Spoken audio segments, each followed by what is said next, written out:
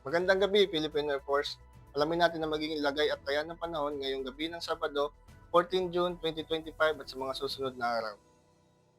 Sa kasalukuyan ay mayroon dalawang weather system na nakakaapekto sa ating bansa. Una na rito ang ITCZ o ang Intertropical Convergence Zone na nakakaapekto sa Mindanao at silangang bahagi ng Visayas. Sunod na rito ay ang easterlies o mainit na hangin galing dagat Pasipiko na nakakaapekto sa nalalabing bahagi ng ating bansa. Para naman sa magiging lagay ng taya ng panahon bukas, Metro Manila at nalalabing bahagi ng Luzon ay makakaranas ng bahagyang maulap na kalangitan na may pulo-pulong pagulan, kulog at kidlat. Para naman sa Visayas, ang Tacloban ay makakaranas bukas ng maulap na kalangitan na may kalat-kalat na pagulan, kulog at kidlat. Samantalang ang nalalabing bahagi ng Visayas, asahan bukas ang bahagyang maulap na kalangitan na may pulo-pulong pagulan, kulog at kidlat. Samantalang sa Mindanao, asahan na ang Davao, Cagayan de Oro at Zamboanga ay makakaranas bukas ng maulap na kalangitan na may kalat-kalat na pagulan, kulog at kidlat. Para naman sa magiging lagay ng taya ng panahon sa mga susunod na araw sa piling lugar sa ating bansa.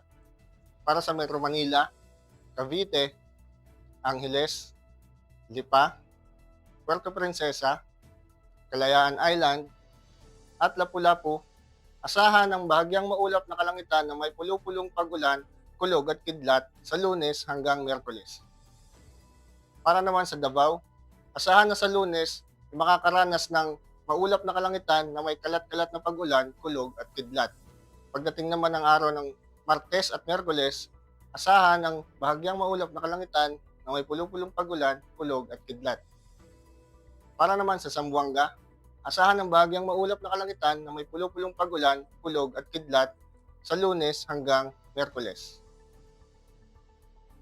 Ang araw ay lumubog ng 18:06 at sisikat bukas ng 05:27. Meron tayong 82% decreasing sa moon illumination. Para manatiling updated sa lagay at taya ng panahon, follow lamang ang Air Force Weather Center sa aming mga official social media accounts.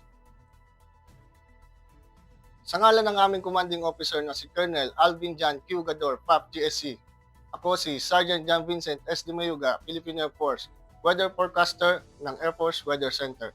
Muli, maraming salamat at mabuhay tayong lahat.